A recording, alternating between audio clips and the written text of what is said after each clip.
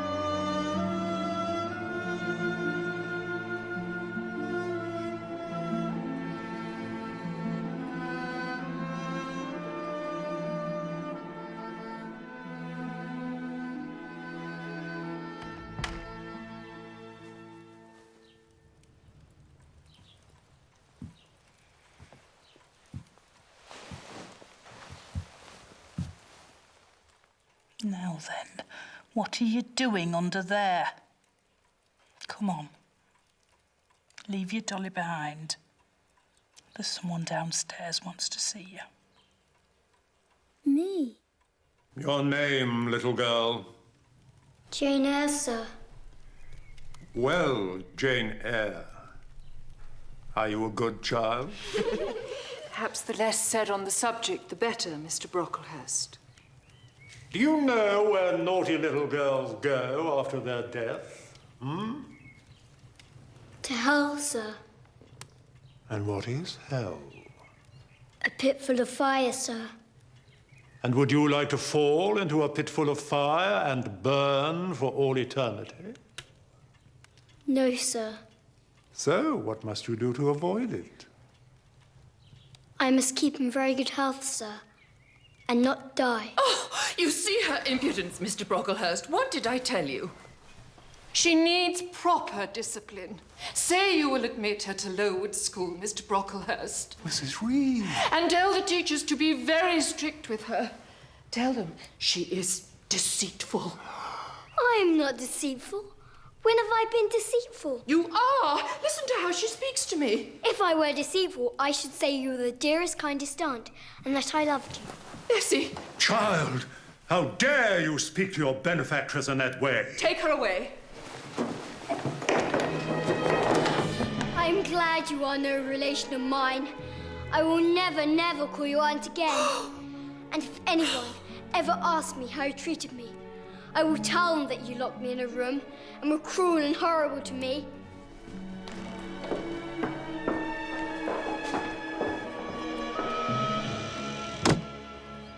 I was 10 years old when I left Gateshead, and glad to be parted from my cruel aunt and cousins who made me feel in every way unwanted and unloved. Even though I had no idea what Lowood School would be like, at least I would meet new people, hear about the world, and there would be a chance for happiness.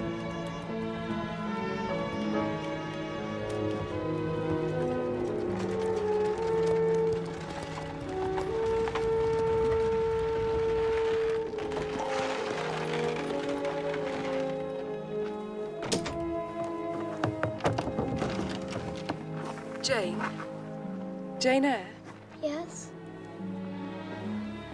welcome to Lowood. Your bags, ma'am. Thank you. Go on, Jane.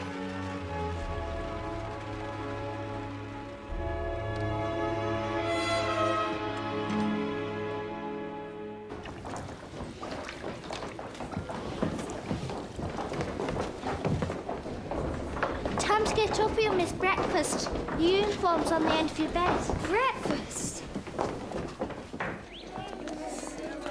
Breakfast consisted of a meagre amount of inedible porridge. In fact, everything about Lowood was terrible. The cold dormitories, the icy water we had to wash in, and worst of all, most of the teachers were harsh. Punishment and humiliation were part of the daily ritual. However, I had found a friend, Helen, who was loving and wise. Sometimes life is cruel, and we have to accept that, or be forever in torment.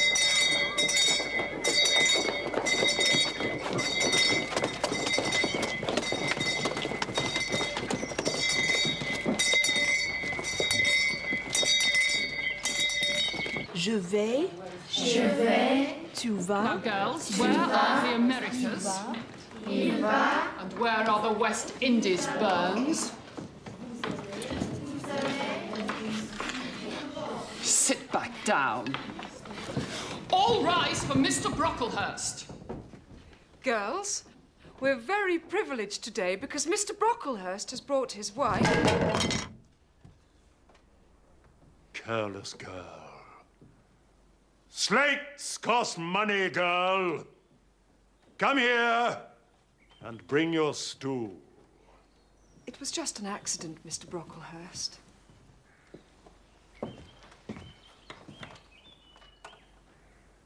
Put it down.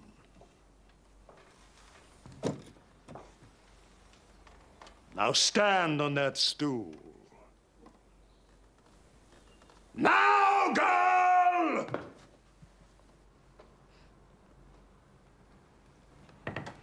Teachers, children, you all see this girl before you. God has graciously given her the shape he has given to all of us. Yet who would think that the evil one had already found a servant in her? You must guard against her. Shun her example. Avoid her company. You must watch her. Scrutinize her actions. Punish her body to save her soul.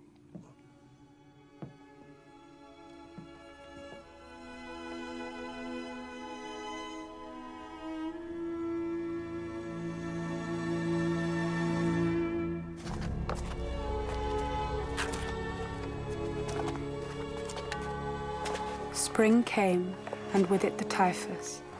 It raged through the crowded schoolrooms and dormitories. Neglected colds and semi-starvation made the pupils vulnerable to the disease.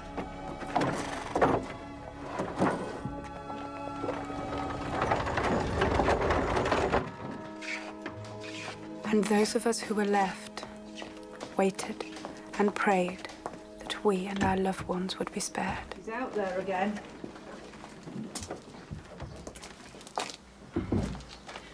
Not at the moment, Jane. She's just had a bed bath and she's resting. Is she getting better now? Temple. O'Brien's convulsing, and she's got the rash. Nurse!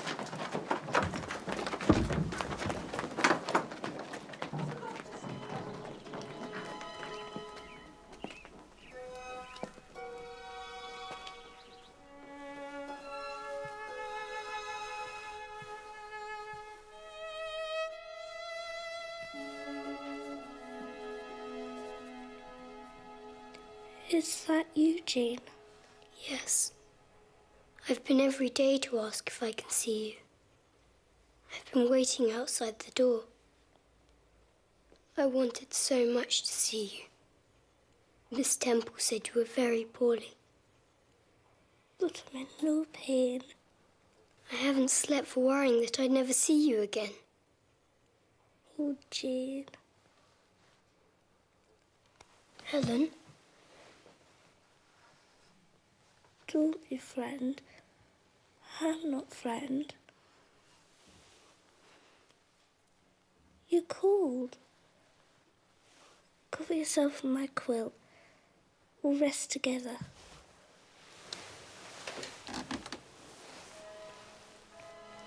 I'm so happy, Jane. Don't leave me. I won't. We'll always be together. Forever.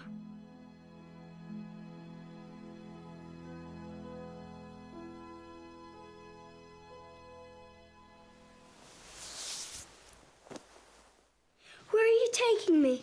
Please let me stay with Helen. I'm sorry, Jane. Helen has died.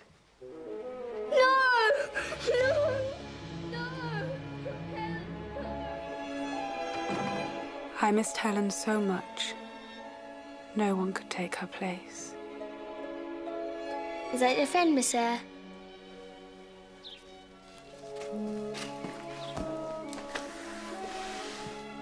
Yes, Anna. That was Helen.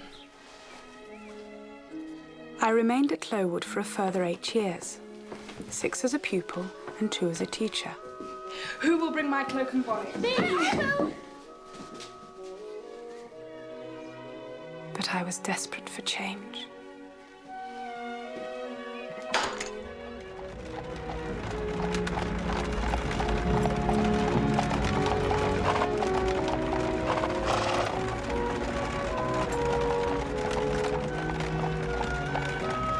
I wanted to see more of the world. I longed for liberty. I placed an advert in the Herald. Young lady, accustomed to tuition, qualified in the guidance of pupils under the age of 14, seeks post. I had only one reply.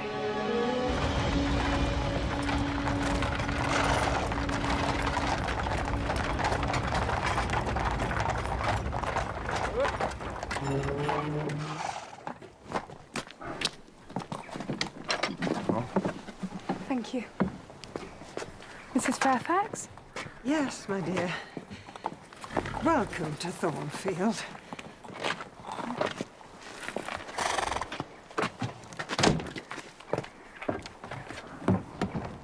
Drive on. You must be tired after such a journey. Cook is preparing you a light supper. Thank you.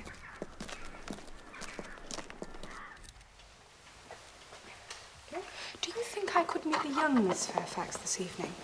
The young who? My pupil. Oh, you mean Adele? Little Miss Varens. Oh, she's not my daughter. She's from France, God help us. Did I not tell you in the letter? She's Mr. Rochester's ward. Who is Mr. Rochester? Mr. Rochester, my dear. Why, he's the owner of Thornfield. But I thought you were the owner of Thornfield. Me? Oh, what a thought. No, I'm the housekeeper. What a thing. When will I meet Mr. Rochester? When indeed. When he decides to grace us with his presence, that's when. Which is not often. He's a restless soul. No sooner here than he's off on his travels again. Such a shame, because the young Miss Varens behaves herself when he's here. How many rooms are there? Oh, too many. But yours is a nice size. Not too big and drafty like some of them. And how many floors? 2, and a 3rd in the west wing, but no one uses that anymore. It's all locked up. 2 floors is quite enough to manage. Here we are. It's all aired. So... Mrs. Fairfax! Oh, look at this. What are you doing up at this time? Pardon, madame. Viens ici tout de suite. C'est là ma gouvernante? Oui. Je viens juste d'arriver. Tu es française. English, please. It's hopeless. I can't understand a word you're saying. Vous parlez ma langue aussi bien que Monsieur Rochester. What did I say? In English, if you please, seeing as we're in England. Adele asked if I was to be her new governess and complimented me on my French. As good as Monsieur Rochester. Right, let's get her back to bed now, Sophie. She can see Miss Eyre in the morning. Come along now, do as you're told. Oui, Adele. If there's anything you need, just let me know. Thank you. Good night.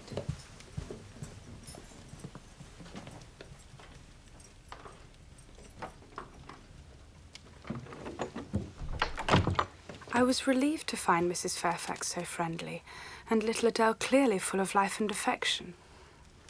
I was filled with a sense of well-being. I felt surely I would be happy here.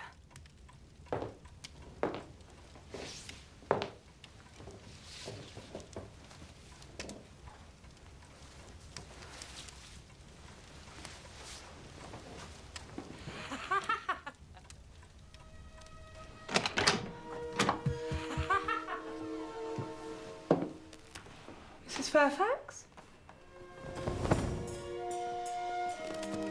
Adele?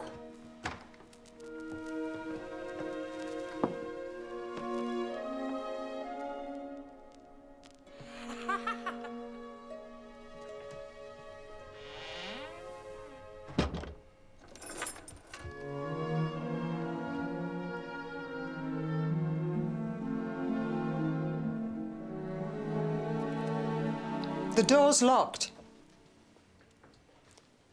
I heard someone laughing. I thought Adele had... That'll be Grace Poole, one of the servants. She likes a tipple this time of night. Sends her quite giddy. I'll speak to her.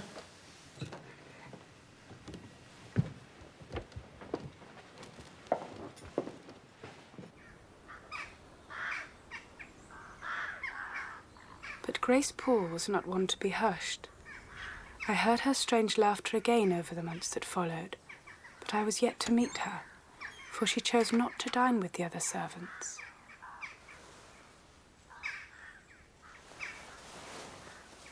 It's very good. I cannot do it. The paint goes everywhere. Well, then use less water.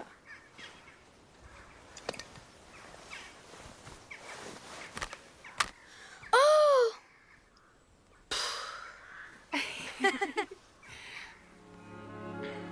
Little Adele had no great talents, but she made reasonable progress, and life at Thornfield was tranquil. Too tranquil. I should have been more thankful, but instead I felt restless and stifled. I felt sure there must be more to life than this.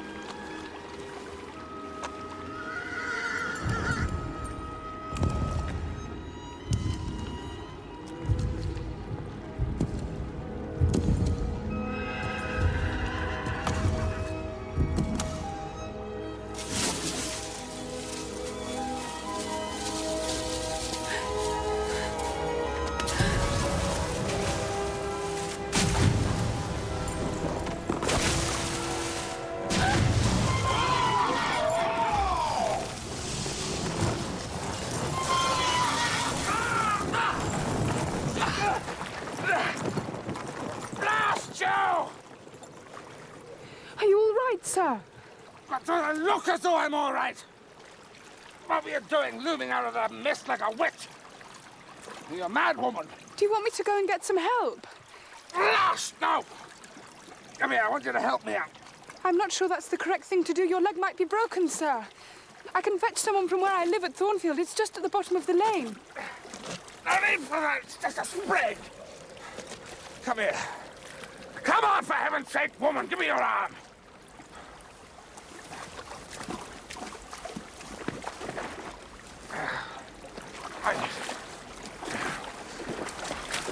How long have you been living at Thornfield?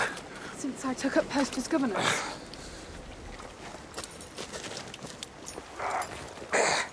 And what, pray, is a governess doing out this time of the evening? Walking, sir. Well, before you carry on with your walk, could you get me my whip? It's there.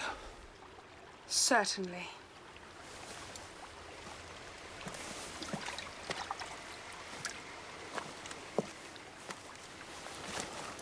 Thank you. Give my regards to Mr. Rochester. Come on, pilot. I've yet to meet him. Come,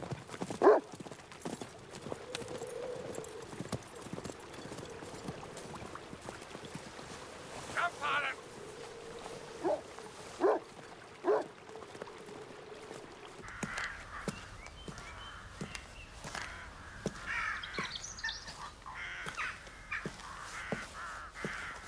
Mrs. Fairfax wants you. Where have you been? I'm on my way. I can't be in two places at once. I'm coming.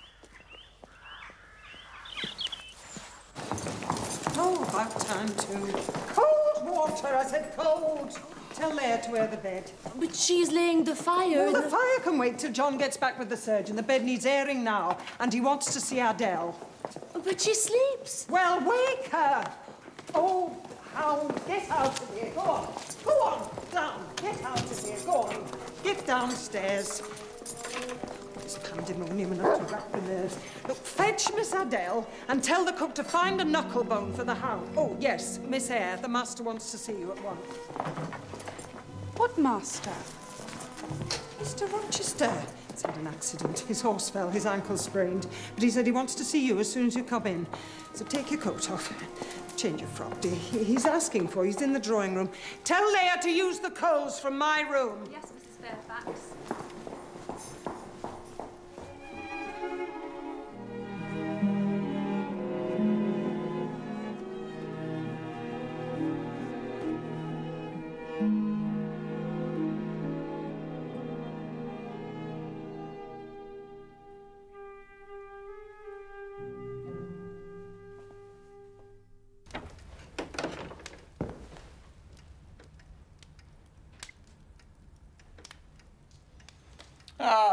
lawful governess, Miss Jane Eyre.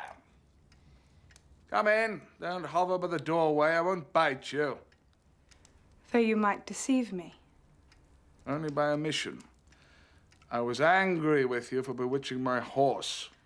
I was simply walking. Yes, yes, in the mist. All right, it's done now. Be seated.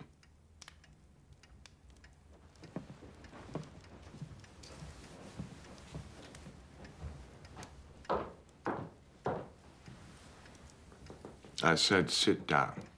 Not there. There. Where I can see you.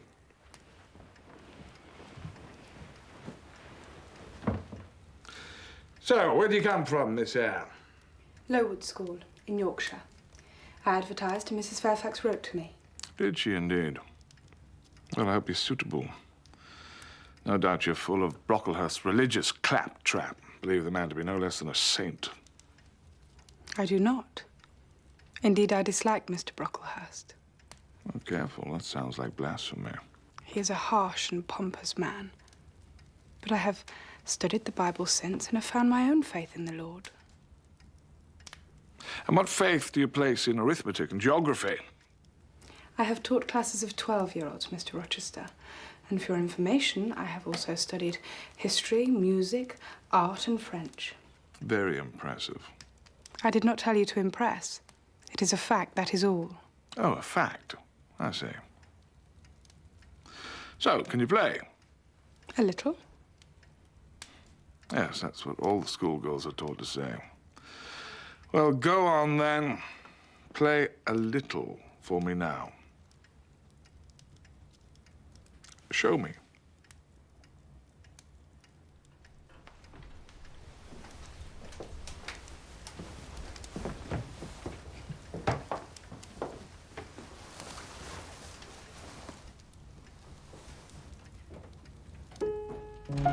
Monsieur Rochester! Monsieur Et Rochester! voilà le petit diable. Attention, mon pied. Are you going to play, Miss Eyre? So, have you been a complete brat while I've been away, or have you been good? J'étais très très sage. Demandez à Sophie, mademoiselle Eyre. Est-ce que c'est vrai, Sophie? Ah oui, monsieur. Bon. Bonsoir. Merci, bonsoir. What do you think of your new governess? She makes me work very hard, but I like her. Do you have a present for her? I don't know if Miss Eyre likes presents. Do you like presents, Miss Eyre? I have little experience of them, Mr. Rochester. They're generally thought pleasant things. I like presents. Really? What a shame, then, that I forgot to bring you one. Carry on, Miss Eyre. Et regarde sur le piano. Mon cadeau! Hey.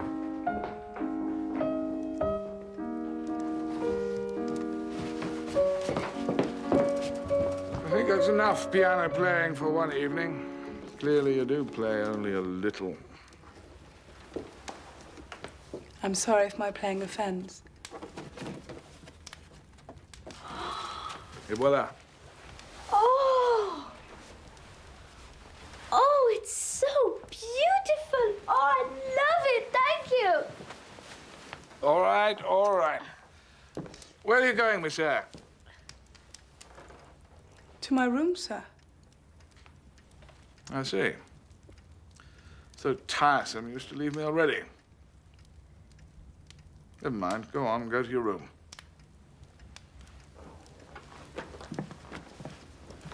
Voilà, tourne. Et encore une fois. Avec joie.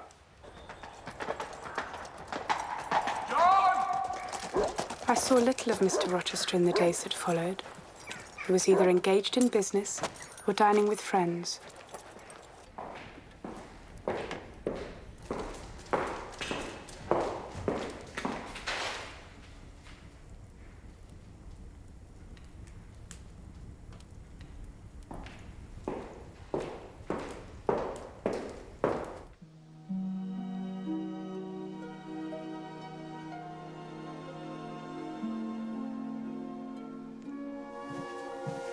thought it strange that a room on the 3rd floor had a light burning in it, when Mrs. Fairfax had told me that all the rooms up there were locked.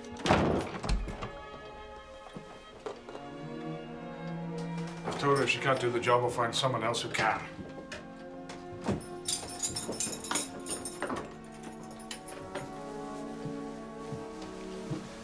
Is it Miss Paul again? Afraid so. The master's had a word, though. She said I'd ask why. Perhaps if she were to mix with the other servants, she would not take to the drink so. Maybe loneliness is the cause of her misery. If I could speak with her occasionally... No. The master forbids it. She's a nasty piece of work, if ever there was one. Then why does he tolerate her? Because he feels sorry for the poor wretch. She's been with the family since his father's days. He not see her in the poorhouse. He's too generous by half, if you ask me. And how is he today? You can ask him yourself. He's requested you join him after supper. Leia, fire's in the drawing room, now! Yes, Mrs. Fairfax.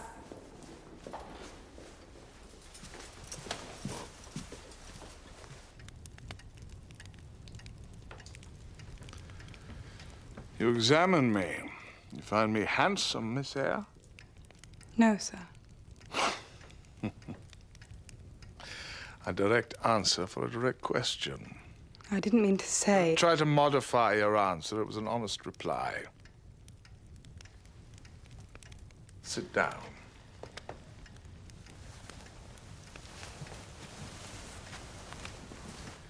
So, what faults do you find in me? Does my nose not please you? It's not... Or are my eyes too close set? Or is it that my ears are too large? Or my forehead's not... It is a fine forehead. I have... Appearance is of little consequence. It is the person within that is the attraction. Oh, I see. Well, it's my character that you find unattractive. What I meant to say was, certain facets of your character are somewhat unpleasant. I'm listening. You ask by way of command. Do I? Yes. Well, that's because I have a lifetime of saying, do this, and it's done. What else is wrong with my character? That is all. Are you sure? I'm sure.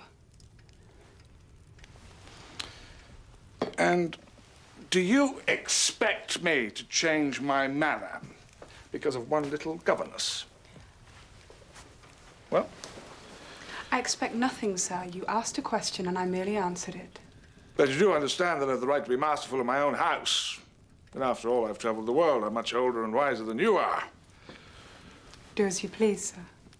That is a very irritating reply, Jane. And you haven't answered my question. Surely your claim to wisdom and maturity depends on the use you have made of your time and experience. Really? How interesting. Oh, you smile. What are you thinking about? Only that very few people would care what their employees thought about them. Especially when they pay them £30 a year.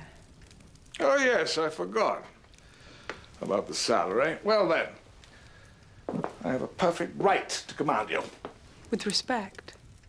Yes, of course. With respect.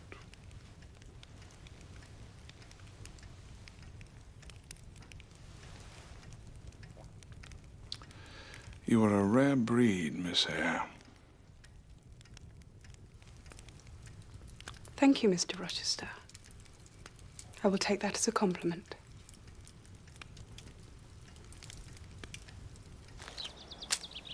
Over the next few weeks, we had several stimulating conversations, and I found myself waiting for the next opportunity to be with him.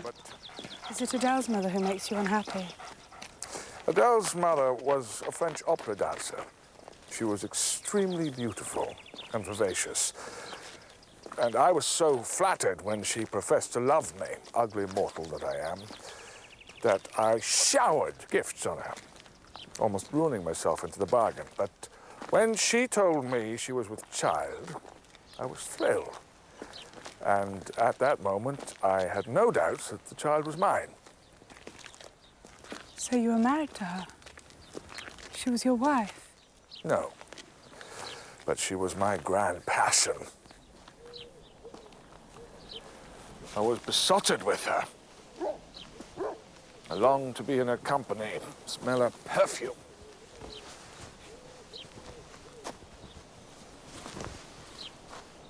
One night, I called to see her unexpectedly at the hotel. She wasn't there, but I was quite content to wait for her on the balcony, thinking I would surprise her. Only I was the one to be surprised. For when she returned, dressed from head to toe in the satin and jewels I had bought her, she had with her a brainless young officer. I hid myself in the shadows and I watched. And I felt such pain. Have you ever been jealous, Jane? No, sir. I thought as much because you have never felt love. Your soul sleeps. But there will come the day when you find yourself totally helpless. A fragile wreck in a storm of emotion. You make love sound unpleasant. It is all-consuming. And when it is reciprocated, it brings the greatest pleasure.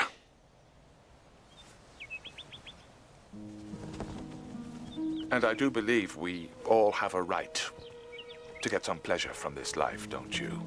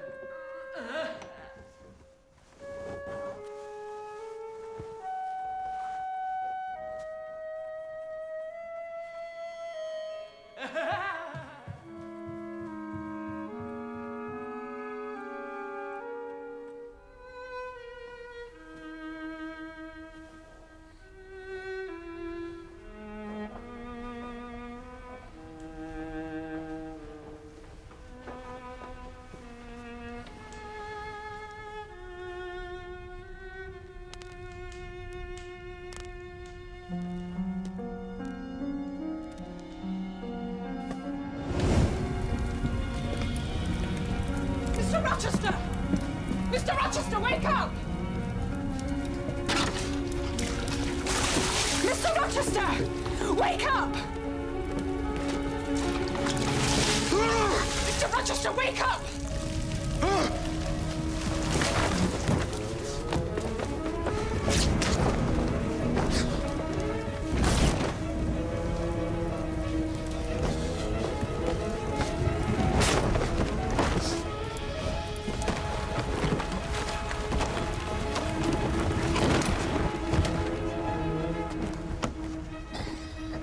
What in God's name's going on?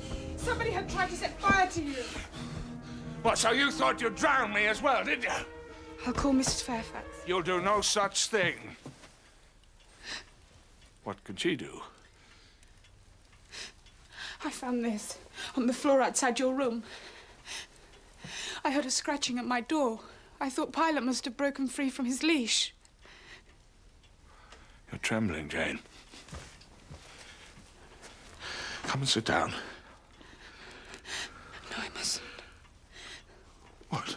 You want to leave me already after you've just saved my life? Do as you're told and sit down.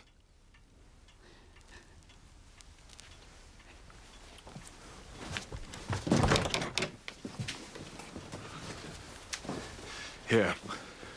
Keep warm. I'll be back in a moment.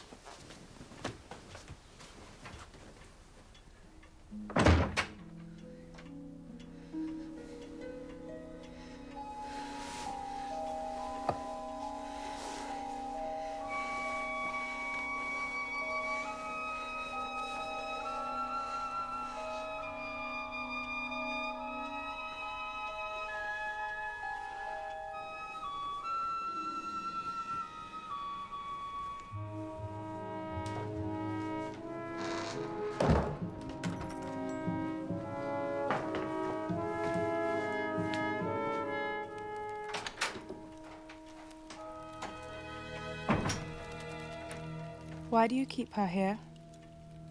And why does she hide herself away upon the 3rd floor? Does she mean something to you? Is Grace Poole another one of your grand passions? Grace Poole?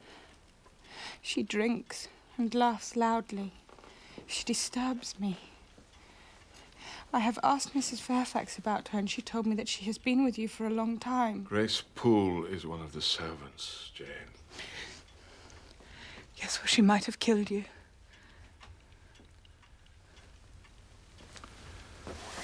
But you were there to save me. You were my guardian angel. I knew you'd do me good the first day we met.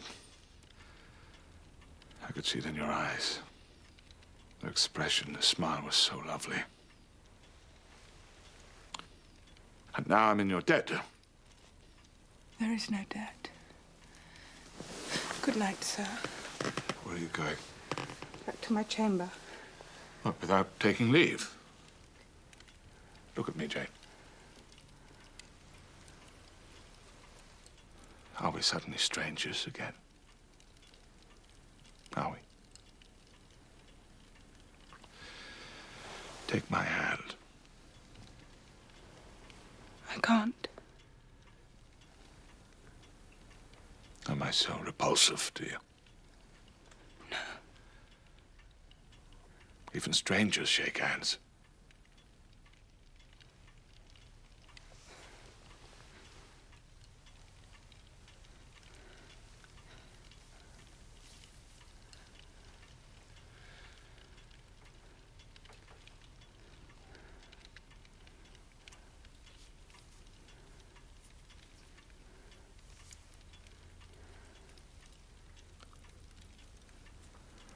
Such a little, warm, delicate. Oh, let's go.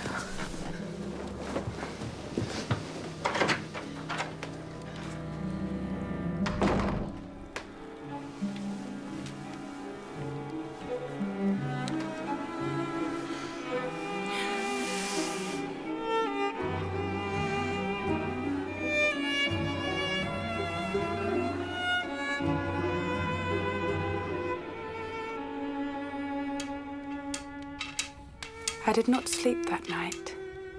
All I could think of was him. I thought surely today of all days he would call into the library to see how Adele was progressing. All finished. And not make me wait till evening to see him again. Very good. Now you can choose a book to read. Your face is all pink, Miss Eyre. It's too warm in here. Perhaps we shall read outside in the garden today. No, it's too cold in the garden. Good morning. Thought you might like some lemonade and some cooked biscuits, seeing as you didn't come down to breakfast.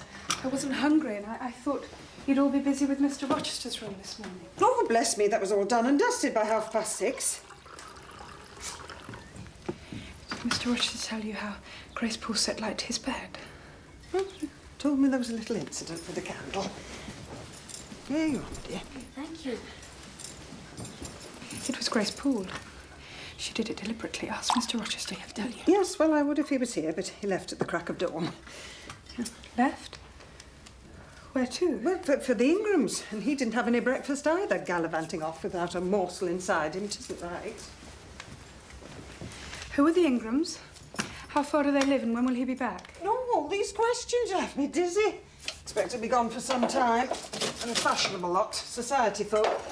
Live over the other side of Milford, about 10 miles off. Oh, there'll be theatres, parties, drinks, dinners. Mr. Rochester's very popular with the ladies. What ladies? The Ingrams, all 3 of them. Oh, they're an elegant bunch. But Blanche Ingram, well, she's the most beautiful woman I've ever seen. Her face is... well, bless me, it's like a painting, and her clothes... well, all I can say is they're magnificent. Is she not married, then? No, not yet. Although the family comes from money, I reckon there's no great fortune left. Between you and me, I think she's got a soft spot for Mr. Rochester. She'll not let him back within the month. Sure you're feeling well? You look very peaky to me. Will he be away for a long, long time again? I think so. He's staying with some fashionable people. I'm fashionable. Yes, you are. Mr. Rochester sometimes needs the company of grown-up ladies. But you're grown up. Yes, I am grown up. But I'm just a plain governess. It would be foolish to think that Mr. Rochester would want to be in my company.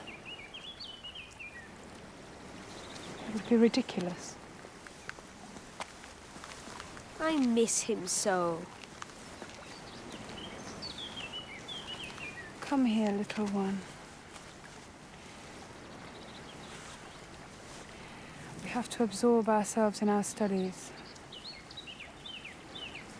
And the time will soon pass. Oh, my Lord. Leia!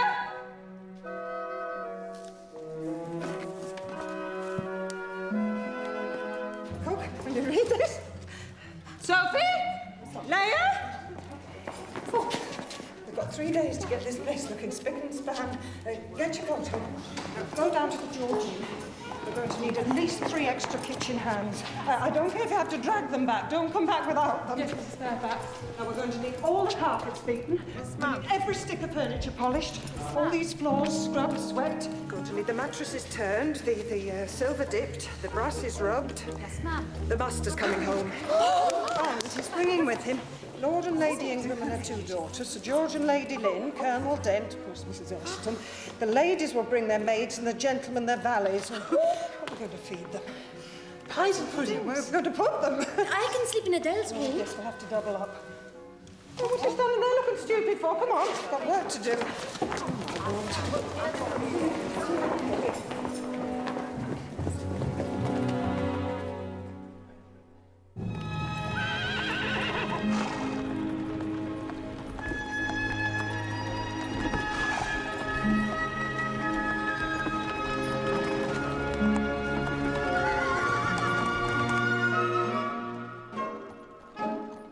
Shall I wear my pink satin tomorrow or the blue too with the pink satin?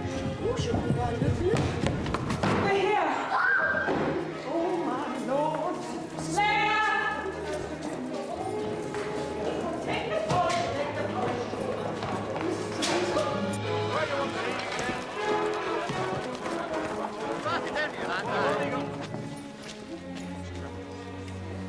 Mrs. Fairfax, how nice to see you.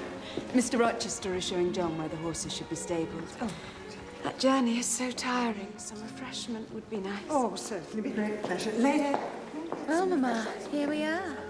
So, what do you think of Thornfield? A touch gloomy. It has great potential. Quite. A carpet and some decent pictures would make all the difference. We'll be in the drawing room, Mrs. Fairfax. One day I will be like Miss Ingram. Can we go downstairs, please? No, Adele. Why?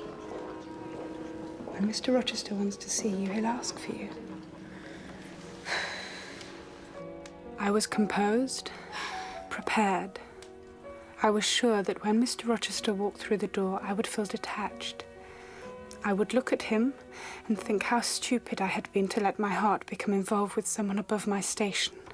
They're coming! Mrs. Fairfax was right. Blanche Ingram was beautiful. What a poppet! You must be Adele. Bonsoir, mesdames. And do tell me, Adele, what have you been doing while we've all been having dinner tonight? I've been dancing, madame. Dancing? Oh, isn't she adorable? Mamma, have you ever seen anything quite so Not since you, my darling. Exactly. Everything about her was elegant, sophisticated. She had everything. She could attract any man she liked. But she liked Mr. Rochester, my employer, who paid me £30 per annum, and who had many, many faults, too many. He thought himself superior. I'm not having any of Was it. too proud, deeply sarcastic, and moody to the point of... Edward. She is charming, like a little doll. But why then did I still love him? How on earth do you manage with her at home? You should send her to school. Well, school's far too expensive, Blanche. Besides, she likes it here at Thornfield.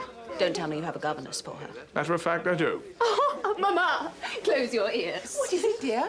The mere mention of the word governess is enough to send Mama into hysteria. We had at least a dozen.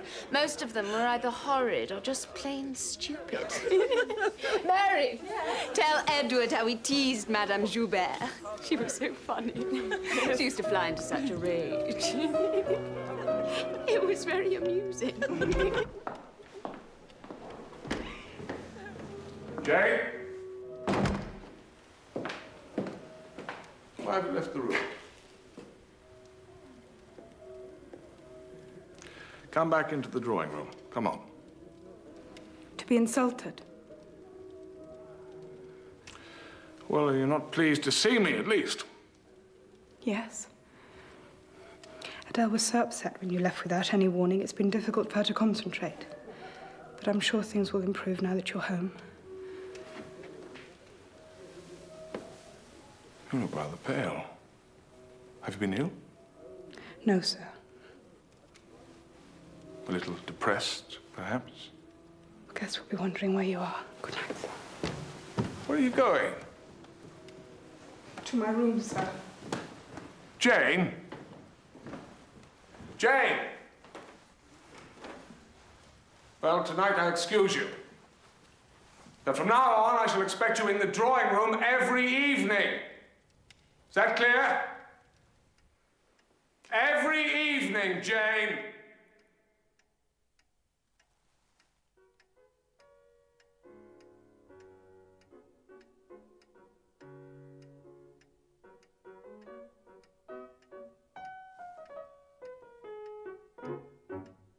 Sign no more, ladies, ladies, sign no more.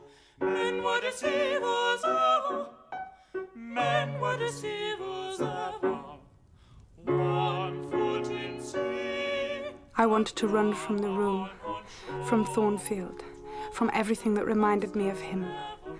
I wanted to cry out, why do you punish me when all I ever did was love you?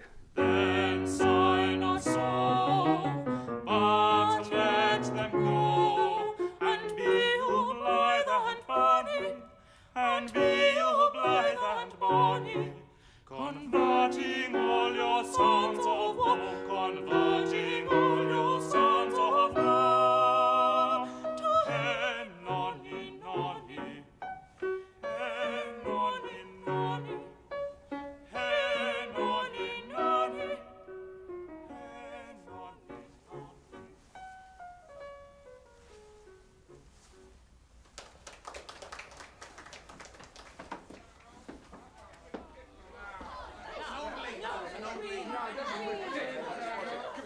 Come up here. Now, just one moment. Now, yes, Morton. Right. Yes, Right.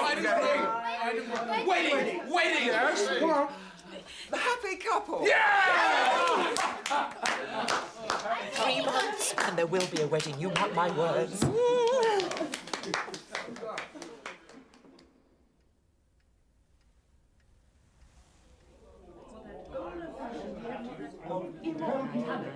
Meaning? And look upon us, angels of young children.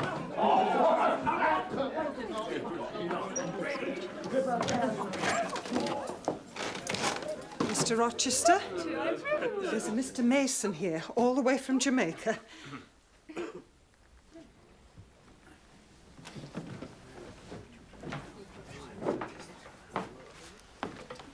Edward?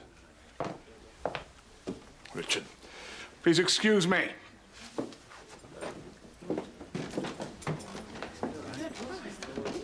Well, what are we to do now?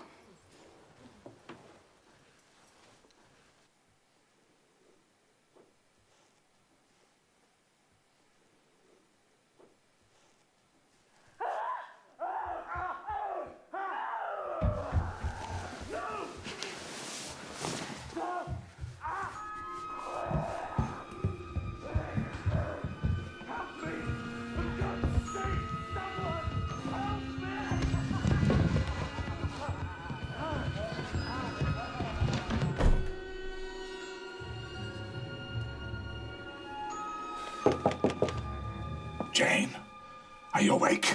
Yes. Well, get dressed quickly. I need your help.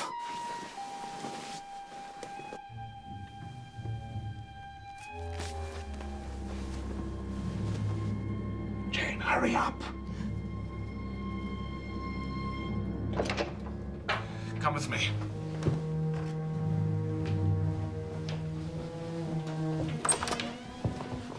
What's the matter? Who's screaming like that? It's just one of the servants. She's had a bad nightmare. You can go back to bed.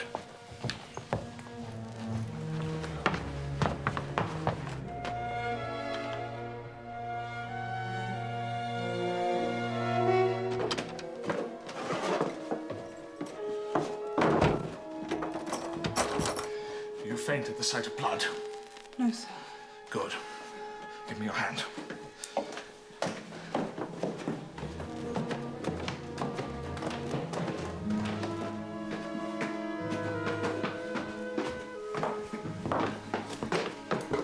Is it Grace Poole? Has she hurt herself? Fetch a doctor. Please, help me. She bit me and clawed at me like some... I warned you, but you wouldn't listen. I thought I could help. I don't need your help. Have some laudanum. It'll kill the pain. These wounds are deep. I must stop the bleeding. I tell you, I need a doctor. She sucked the blood from my shoulder like a vampire. That's enough. You want to scare poor Miss Eyre to death?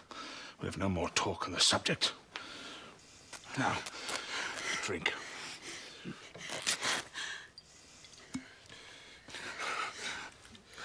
I get Tom to bring the carriage round. We need to get him to the doctor in the village as soon as possible. Will you stay with him? Of course I will. What would I do without you, Jane? I wanted to say you need never be without me. Blanche Ingram may well become his wife, but she would never be akin to him.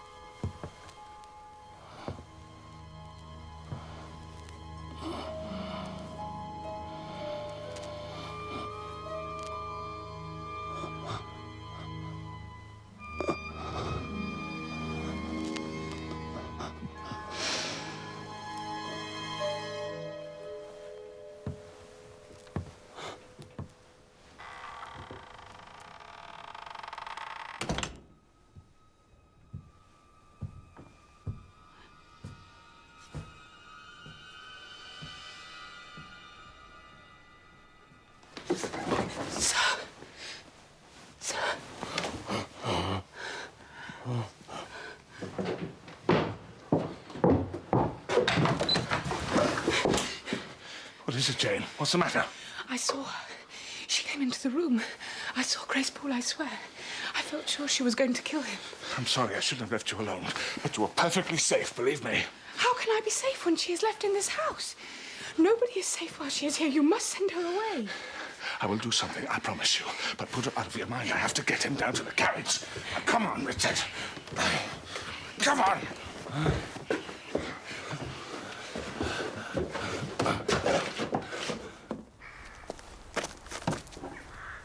Edward, let her be taken care of. Let her be treated tenderly. I'll do the best I can. The same as I always have. Away!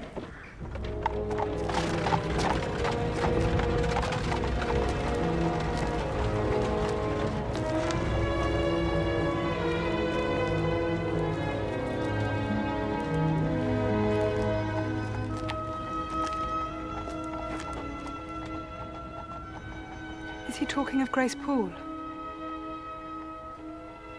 Is he a relative of hers? Why do you ask so many questions, Jane? What does it matter who he is?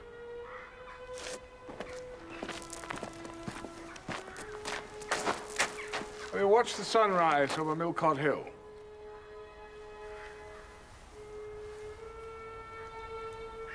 Well, don't just stand there, Jane.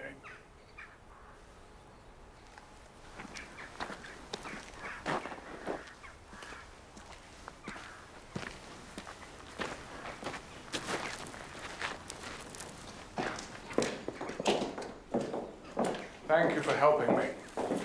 It is my pleasure. Really?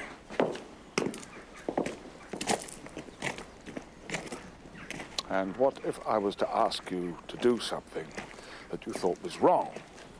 What then? It would depend On what? on what it was you were asking me to do.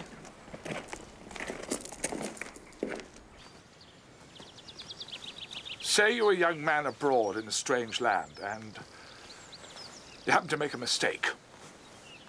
What kind of mistake? Not a crime, just an error of judgment. Yes? And years later, you get the chance of correcting that mistake. And the only thing that stands in your way is convention, formality. Would you take that chance? I don't quite understand what you mean.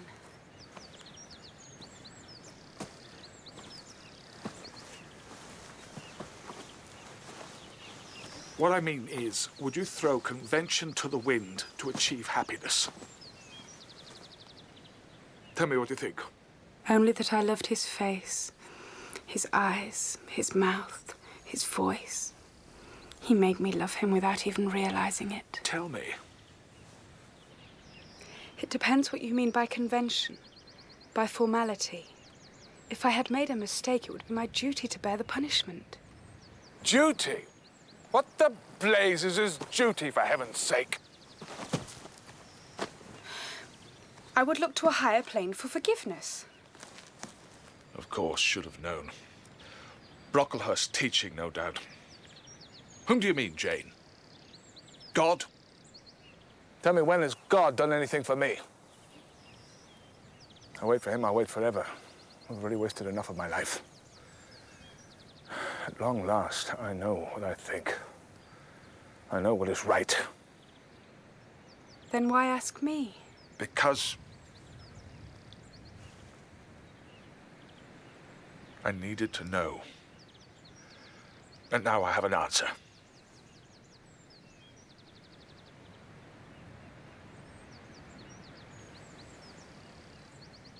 She's rising.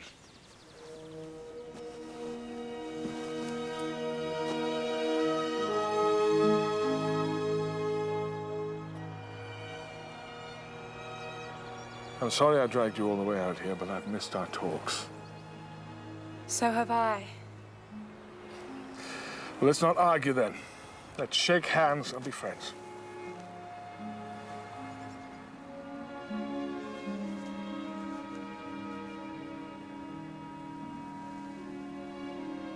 Will you watch the sunrise again with me?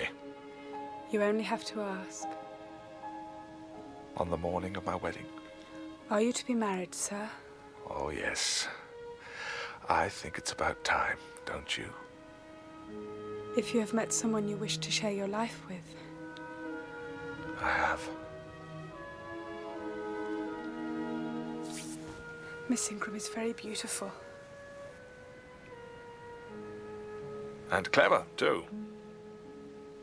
Brains and beauty, a lethal combination. And she happens to be desperately in love with my money. So, what do you think? I think you'll be very happy. I'll start looking for a post immediately. What are you talking about, a post? What post? Because if you're to marry, Adele should go to school. Miss Ingram has a particular dislike of governesses. Oh, yes, I forgot. Well, there's no need for you to worry about finding a new post. You leave all that with me. Only if it's no trouble to you. It's no trouble at all. Jane. Look at me. I'm sorry, but I must go inside. I'm feeling quite cold.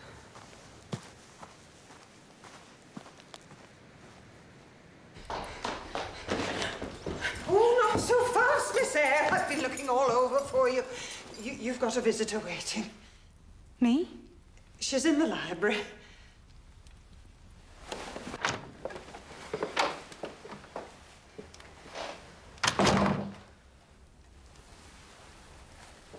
Miss Eyre?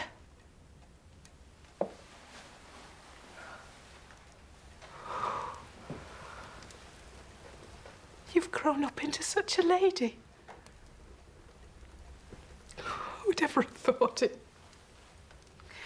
Oh, Bessie.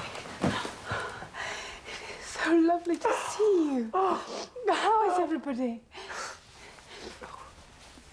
Don't start me off. Your cousin John is dead.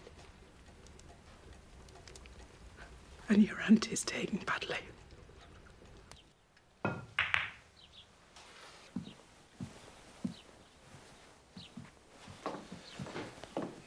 It's nearly 100 miles away, Jane.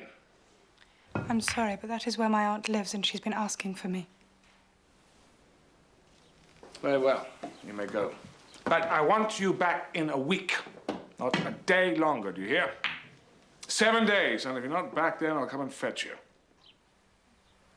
Thank you, sir.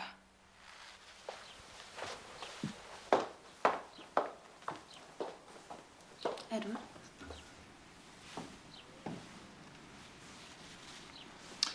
I've been outmaneuvered, my dear Blanche. Game's over.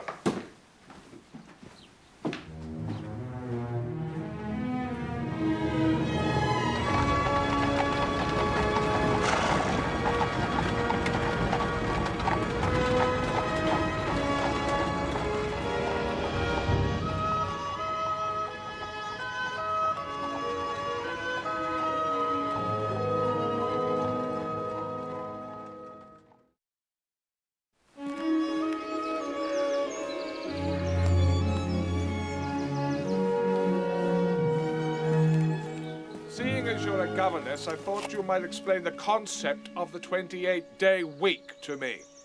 I'm sorry, but things weren't quite as straightforward as I'd hoped. Really? I had to help my cousins with my aunt's funeral arrangements. Oh, never mind me. Who am I to worry about? I had thought that you could deduct the money from my salary. So you have given me some thought. Thank you very much. Yes. Good. I'm sorry about your aunt.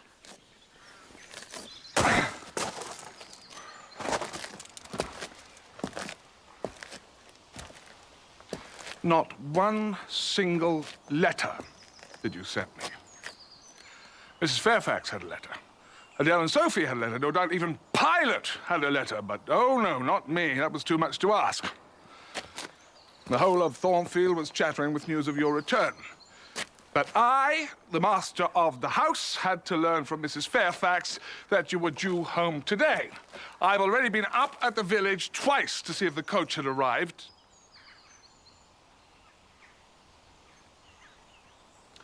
I see at long last I've found something to make you laugh. I am so pleased my distress amuses you. It is not your distress that amuses me, sir.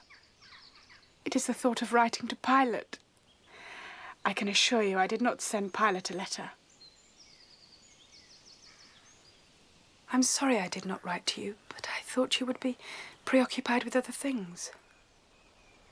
Oh, did you now? Yes. Michel! Voilà comment on ami rentre chez elle. Soyez la bienvenue. Welcome home, my dear. I missed you. Oh, she did. It's been so boring here without you. Surely not with all the other nice ladies and gentlemen here to entertain you. They all went. The day after you'd gone. Jane, Yes? will you walk with me? Oh, she must unpack. She'll want to get her things hung up. It's such a lovely evening. Well, there's a storm brewing up, I think. Perhaps just a little stroll, then. I'll get your bag.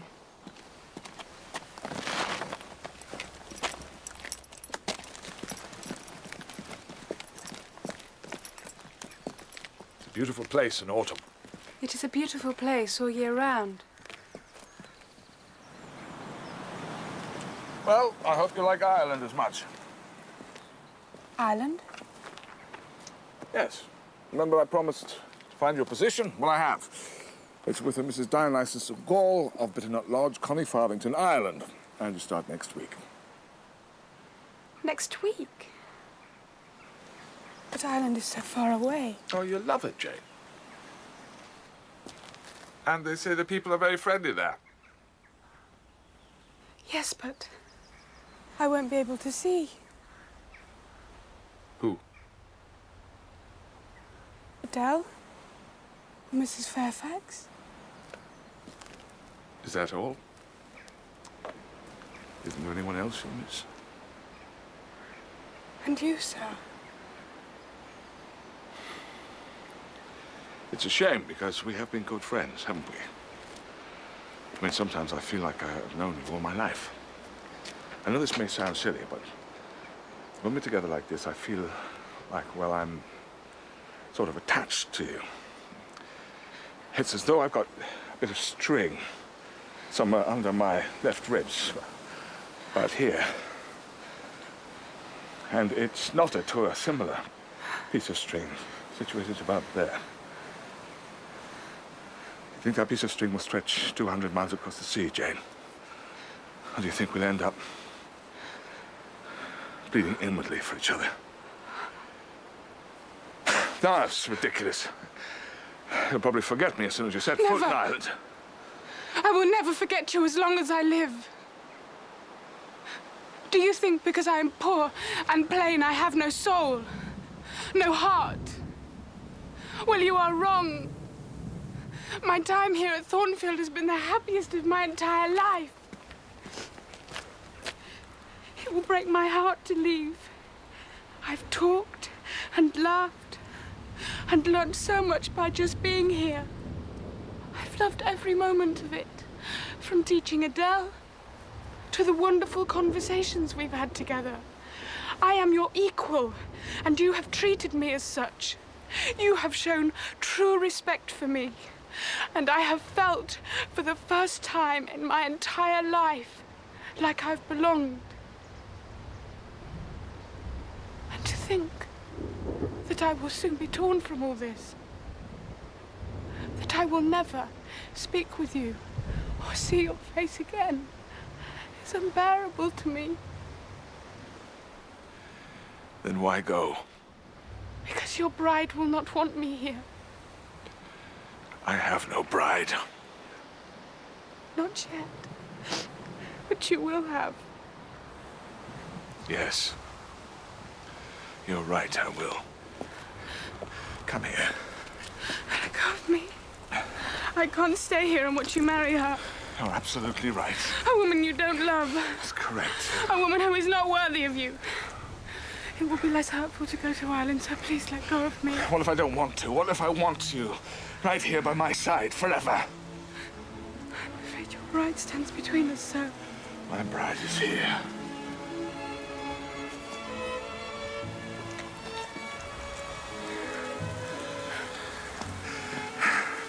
If you have me, I offer you my heart, my hand in marriage, and a share of all my worldly possessions. Will you marry me, Jane? Me? Yes. Why? Because I love you.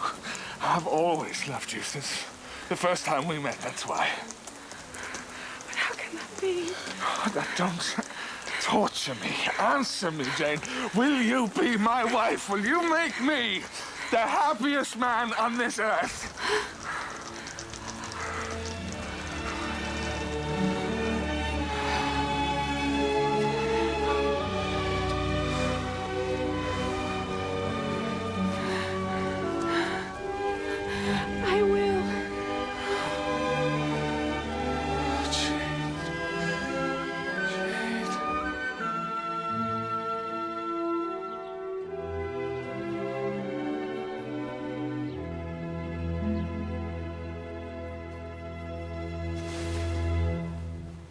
The next morning when I woke, I feared it had all been a dream. Mrs. Fairfax, have you seen Mr. Rochester this morning? Oh, he was off and out past 7. Do you know where he has gone? Oh, I don't ask. The law unto himself is that one. Adele's had her breakfast. She's in the library having a sulk. Doesn't want to do any more mathematics. Good morning. Speak of the devil. The storm last night has freshened the air. And the grass is as green as anything. Pilot! Oh, come down here. Pilot! Good morning, Jane. Good morning, Mr. Rochester. Edward. You look so beautiful this morning. Radiant. Mrs. Rochester. I'm sorry about this. Come on, take him back. Good morning, Adele. Can we do some painting today, Miss Eyre? No, today is a holiday. Miss Eyre and I are going into Millcote so that she can choose some new dress. And me? Not this time, Adele. Jane and I are going alone, but I shall bring you back un petit cadeau. How's that? Oh, oui! Un cadeau! Don't change, Jane. David, what? Au revoir.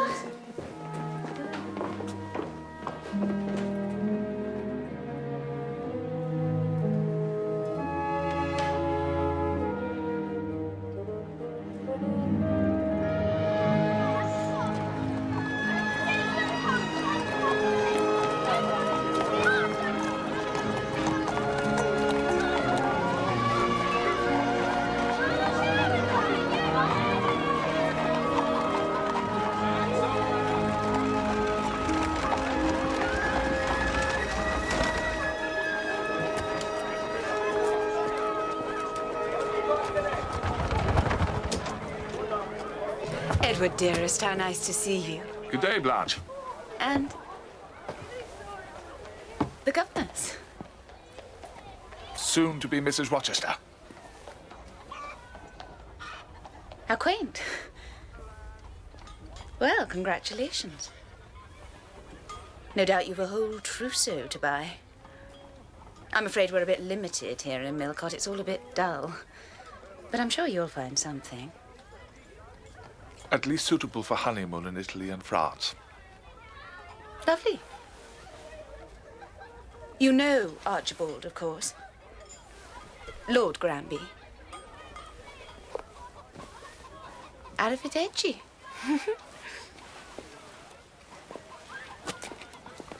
Whatever did you see in her? The means to make you jealous. That's truly wicked. But it worked.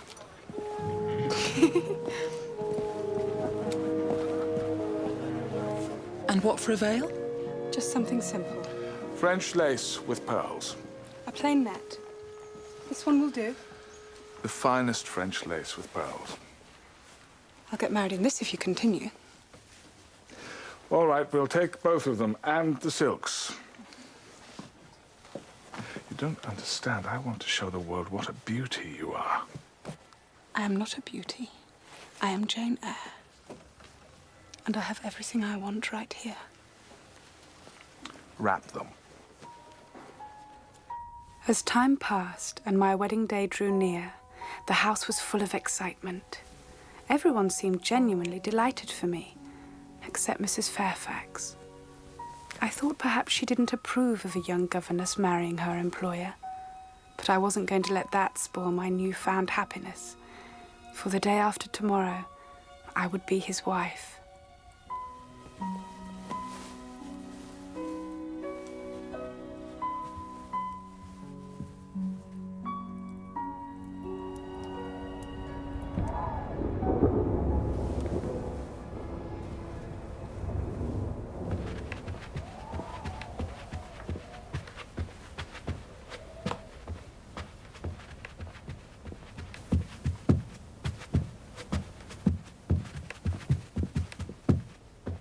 In the room.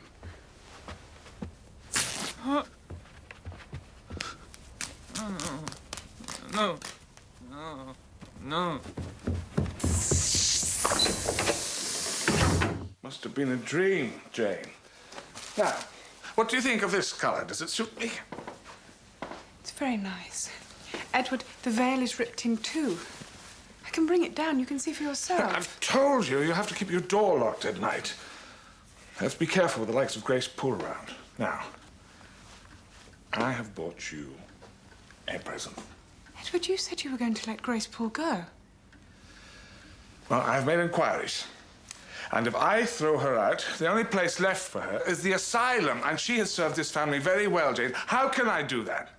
How can I sentence her to a life at Bedlam? You can't. But how can you leave her in this house with Adele? Surely it's only a matter of time before a tragedy occurs. Please, now stop worrying about her. I have spoken with Mrs. Fairfax, and she's going to arrange something. And after tomorrow, we're going to be thousands of miles away traveling the world. Grace Poole will be no more than a memory. And it means you get your own way after all. You'll be able to wear that flimsy piece of muslin you wanted to in the first place. Now, come on, stop frowning. Let me see you smile. I want you to be happy. Now, look.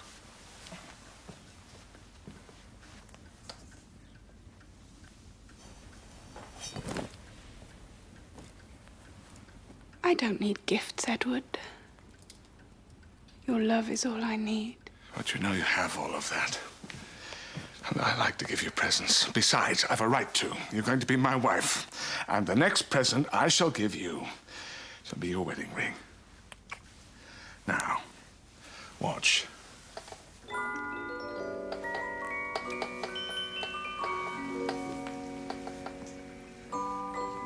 Edward, it's lovely.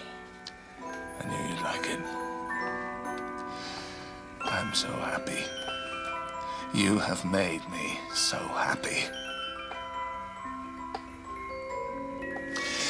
Tell me that you love me. Go on.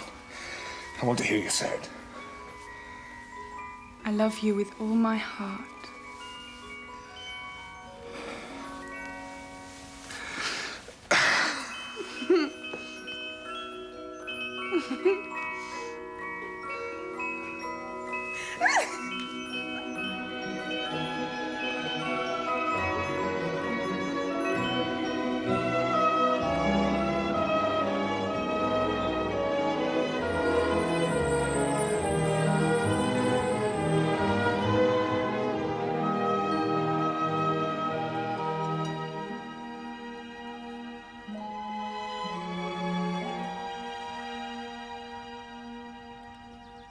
Is that me?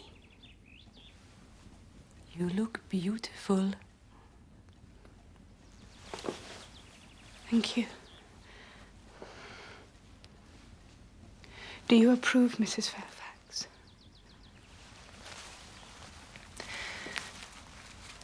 Take my little blue pin.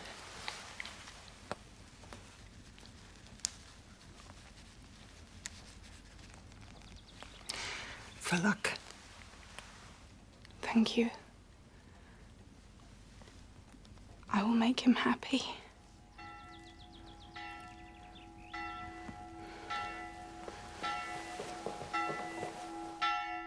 I require and charge you, as ye will answer at the dreadful day of judgment, when the secrets of all hearts shall be disclosed, that if there be any impediment why these two persons may not be joined together in holy matrimony, ye are to declare it. Marry us, then. Dearly beloved, we are gathered here in the sight of God and in the face of this congregation to join together this man and this woman in holy matrimony.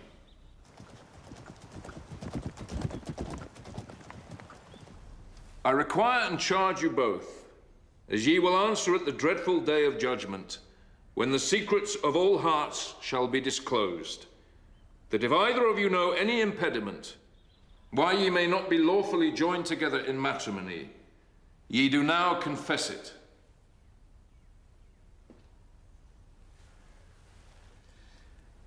Wilt thou have this woman to thy wedded wife?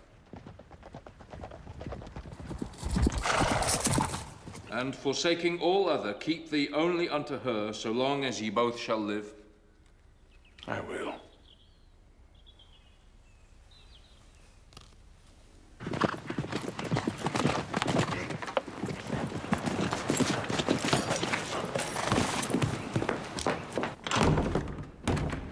The wedding cannot go on!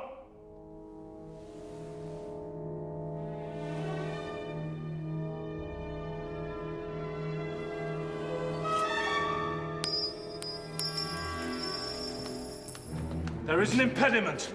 Proceed! Mr. Rochester is already married. The man's an imbecile. Carry on! I'm obliged to listen to the accusation. I have the wedding certificate here of Edward Rochester of Thornfield Hall and my sister, Bertha Antoinetta Mason of Spanish Town, Jamaica.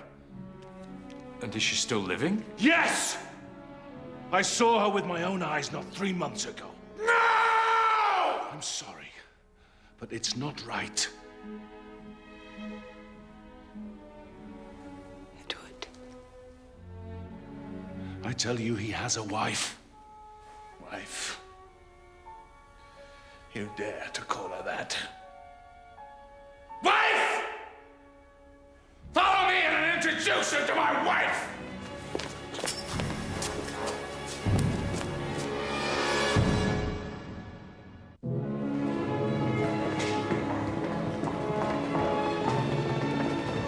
Get back to work.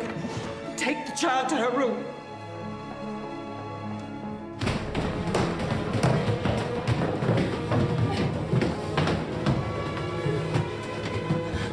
Grace, open the door. Are you sure, sir? You know what happened last time. Open the door. For God's sake, sir, take care.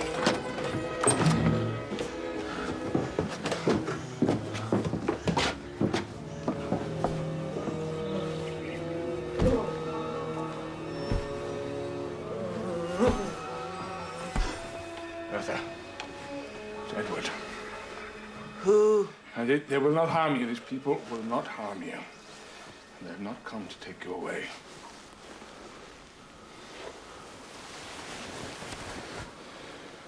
How are you feeling? No, Bertha. No. Get off him! What did I tell you, sir? Hold her down. I've got her. Oh,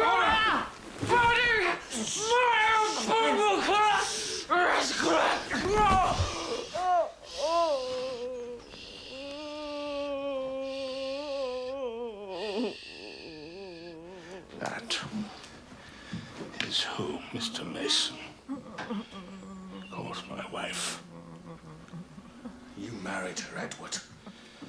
I was tricked into it by your family in Jamaica. They showed her off to me at parties, but I was never allowed to see her alone, talk to her properly. I was dazzled by her beauty. It was only after the wedding that I realized that she was insane. Like her mother and her grandmother before her, and I tried everything in my power to make her well. I hired the best doctors. I sought alternative methods, and then finally, I realized that there was no cure. I could have run away back to England and left her there. But instead, I brought her home with me. And not to have her chained up in some lunatic asylum as some would have it, but to keep her safe here at Thornfield. With a nurse, day and night, to tend to every need. But you must have known you couldn't marry Miss Eyre when you were already married. It would have been a crime. You would have been committing bigamy, sir. Do you blame me when all I wanted was to be with this woman? I would have done anything to be with her. I have been in torment for 15 years. And can you stand there and honestly judge me when you see in front of you this poor wretch to whom I am bound for life?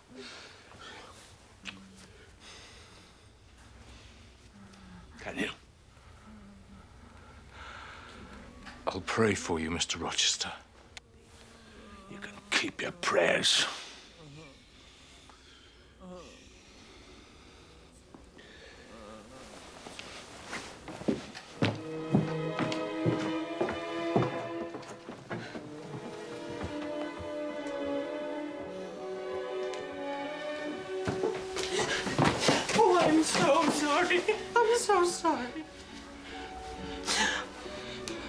Do you know? Only that Grace Poole had a patient. I thought it was little Adele's mother. I had no idea it was Mr. Rochester's wife.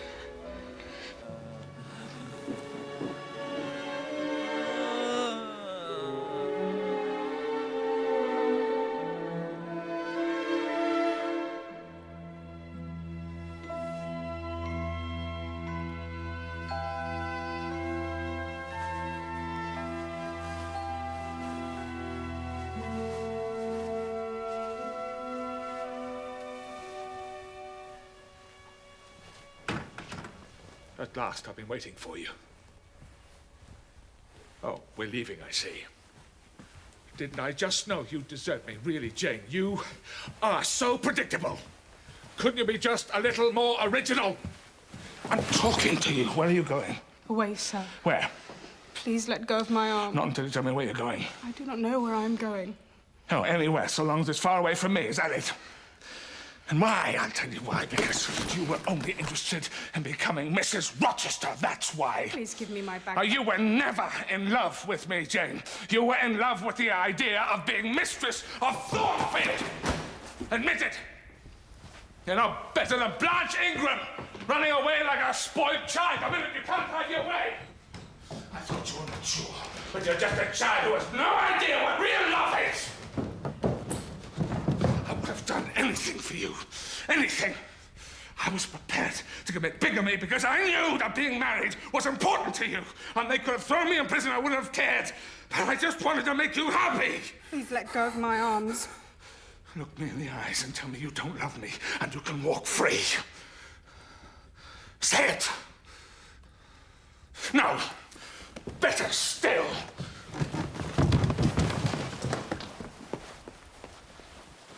Here, where you poured out your heart to me.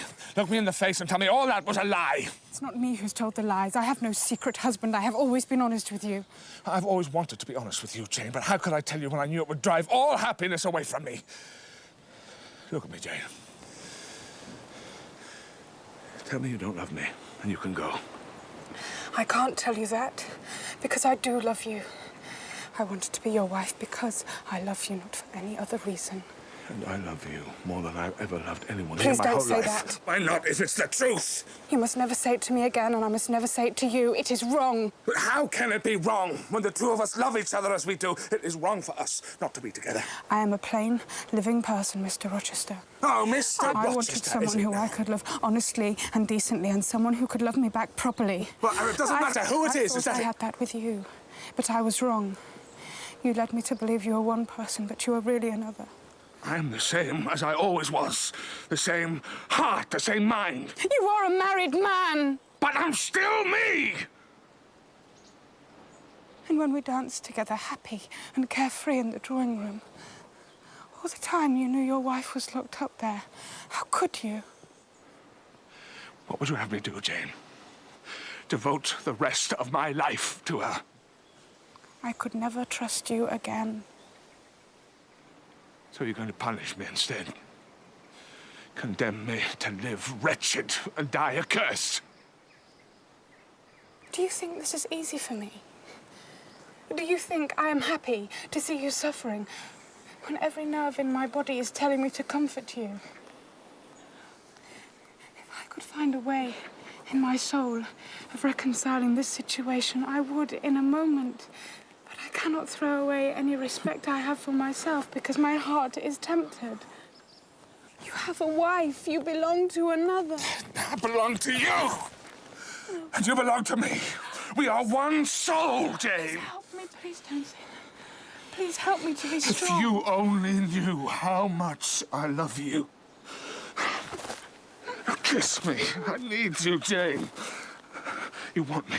I can feel your passions are aroused. Say you want me. Say it. No, I can't. How can I lie with you knowing that I am not your wife? Well, we simply go abroad and we'll tell people you are my wife. Who's to know any different? Me! I will know it. I would have to live with my own conscience, and that would eat away at my soul till I was no longer Jane Eyre, but some embittered mistress who you resented being with. I am worth more than that. I would never resent being with you, Jane. Leaving you will be the most painful thing I have ever had to endure. But I would rather die than watch the love we have twist into something ugly. I am leaving for us, Edward, for what we have. Not for me, Jane. You're leaving for yourself. And if that's how you truly feel, then go. Go on.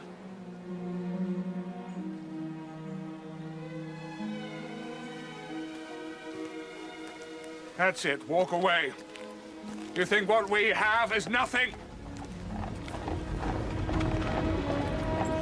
Well, let me tell you, this is the greatest, purest love you will ever find. And I should know. I've searched long enough for it.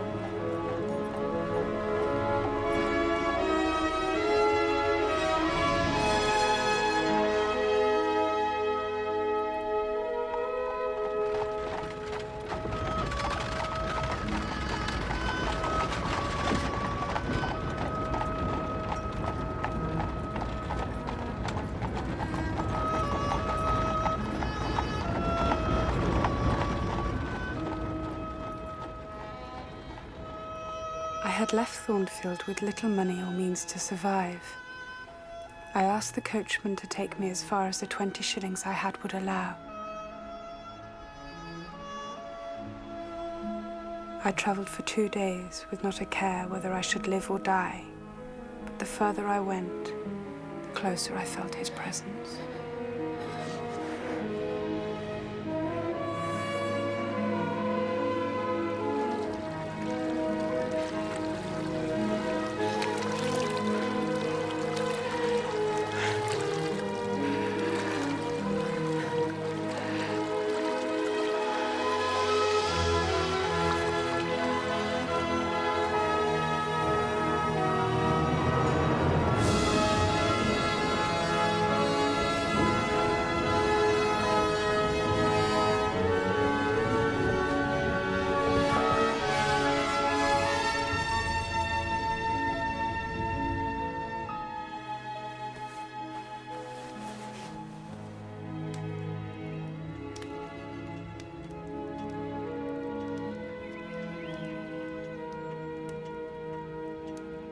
I think she's waking, Diana.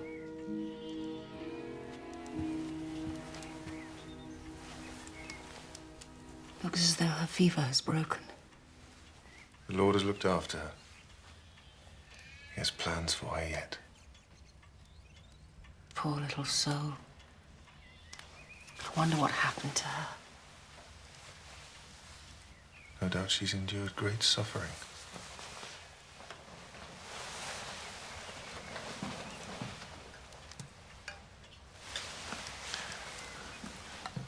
What is your name? Jane Eyre.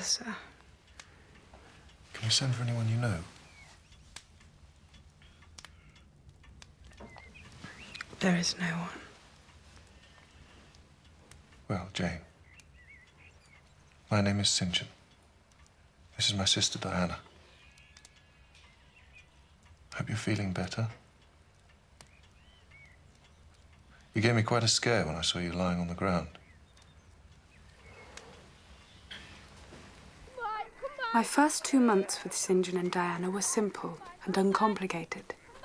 The more I got to know them, the more I liked them. Morehouse has been a different place since you arrived. It's very kind. But I must find some employment. I've worked as a teacher, so I must be able to find something. A teacher? Don't, St. John. Well, if she's strong enough to work.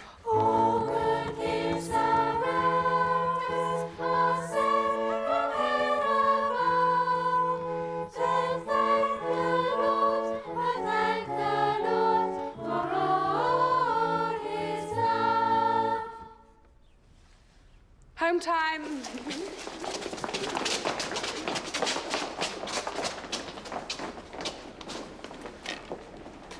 You play very well. A little. That's what all the schoolgirls say.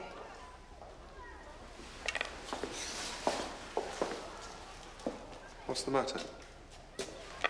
Nothing. I suddenly remembered something, that's all. I never ask you much about your past life, Jane, because I know when you're ready, you'll tell me everything. But I want you to know, whatever difficulties there have been in your life, the work you're doing now is wonderful. I've watched you carefully over these past few months. The children respond to you. No task is too great, and your patience and understanding of people it's unique. I wish that were true. Other people have a different opinion of me, I'm sure. It is the truth. Believe me.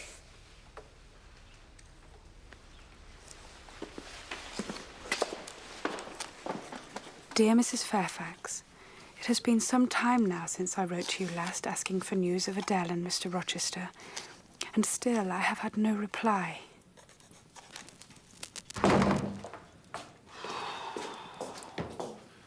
There's a storm brewing out there. It's been threatening all day. What are you reading, Jane? Anything interesting? A book on German. I'm trying to learn the language. What for? You planning on travelling? I've no plans as yet, although I would like to see more of the world.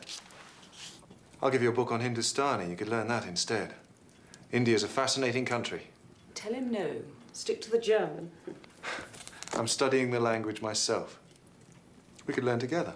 Study what you like and don't be bullied by him. Perhaps I could learn Hindustani as well as German. Well, I must go to bed. I've got an early start. Good night, brother. Good night, sister.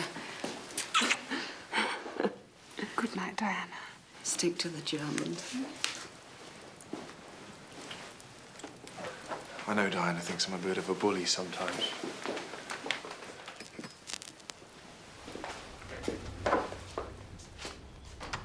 But, let me be honest with you. The real reason I'd like you to learn Hindustani, Jane, is because, well, in 6 months' time, I set sail for India to do God's work there. And I would dearly love you to come with me. I'm flattered. I don't know what to say. Your help would be invaluable to me.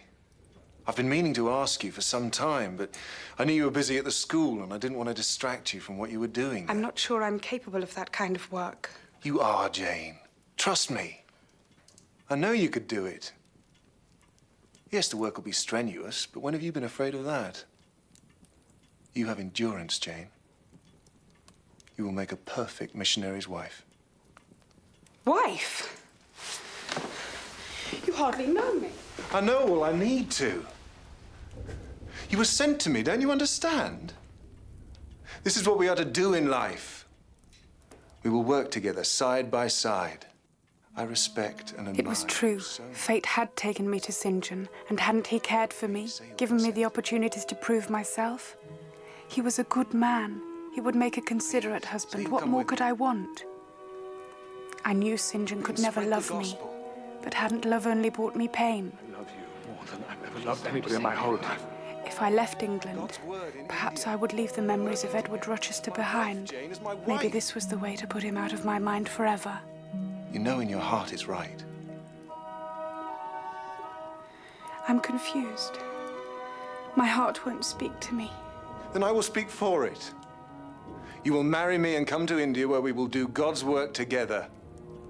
Say yes. Say yes, Jane. Say it. I love you more than anyone I have ever loved in my whole life. Look me in the eyes and tell me you don't love me and you don't want me. Say it. I can't. Jane. Edward. Jane! Where are you? Edward, I am coming.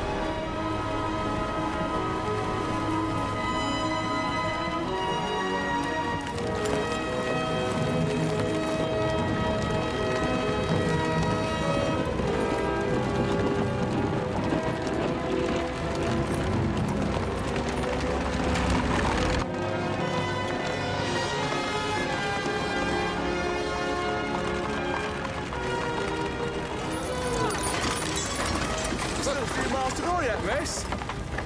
It's all right. I know a shortcut over the fields. Thank you, sir.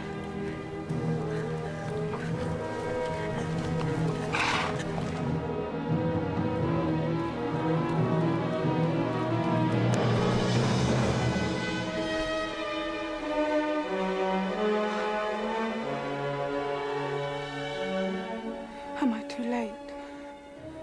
The fire raged all night. You could see black smoke billowing for miles. Edward. Mrs. Rochester escaped from her nurse and set fire to the place. She panicked, ran up onto the roof. We could see her dancing amidst the flames, screaming. It was terrible. And Mr. Rochester? Mr. Rochester got his young ward and the servants out of the house, then went up on the roof after Mrs. Rochester. He did his best to save her, but she jumped to her death. Unfortunately, he was on his way back down when the staircase gave way, and he fell.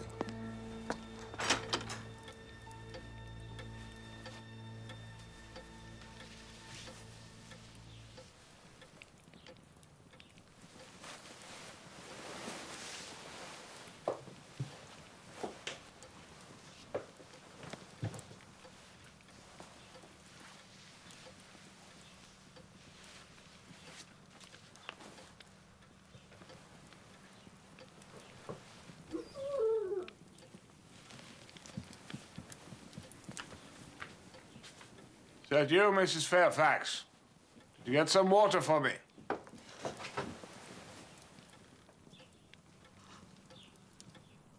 Mrs. Fairfax? Yes, Mr. Rochester. May I have the water, please?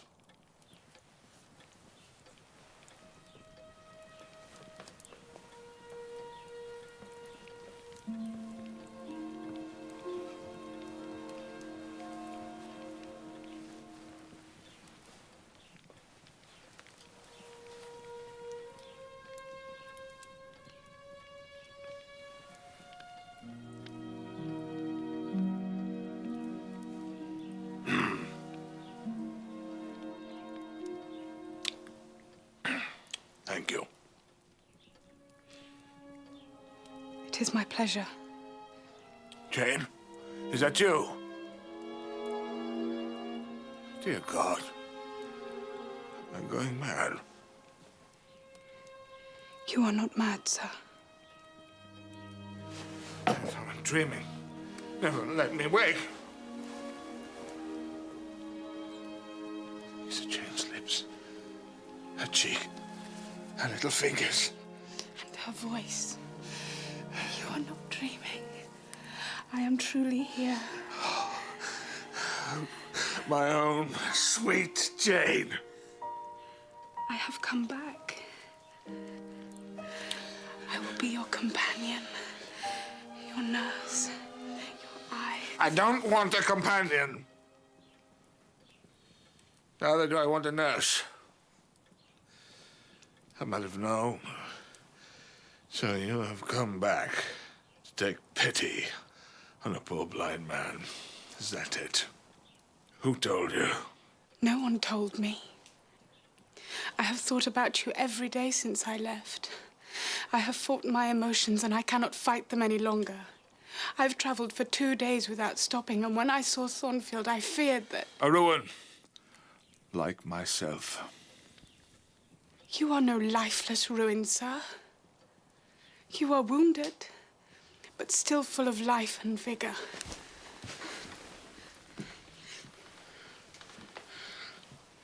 Edward. So, you didn't find a husband then?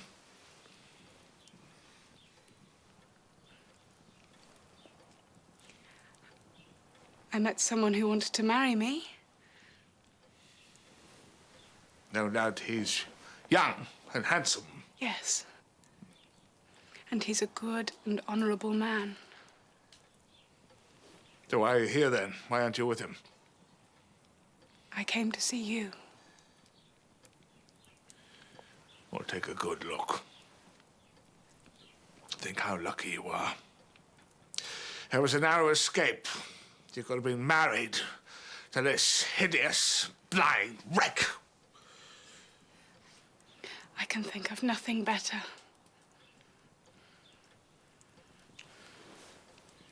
Your visit is very much appreciated, Jane. But I think it is best if you go now. For go you shall. And it would be less painful on the heart if it was sooner rather than later.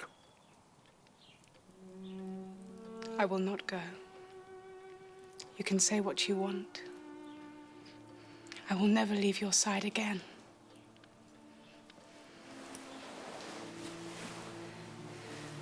If you throw me out of this house, then I will pound against the door until you let me in. Don't you understand? I want no other.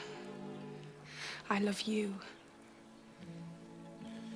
How can you love me like this? Do not speak these words out of pity, Jane. What good am I to you? How can I take care of you? It is a pity to see your poor, wounded face. But you are not your wounds. The danger is that I will love you too much. For you are everything that matters in the world to me, Edward. Jane. My heart will burst for want of seeing your face. Touch it. Here. See with your hands. I've come home, Edward. I will never leave you again.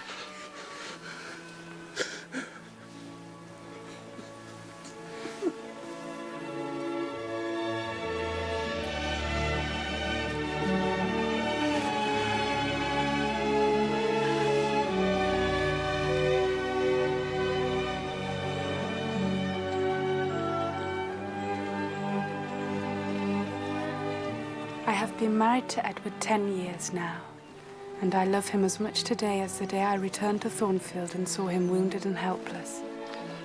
In our 3rd year together, he regained the sight in his right eye, and when our firstborn was put into his arms, he could see his own likeness. I am truly blessed, for I now know what it is to have found love.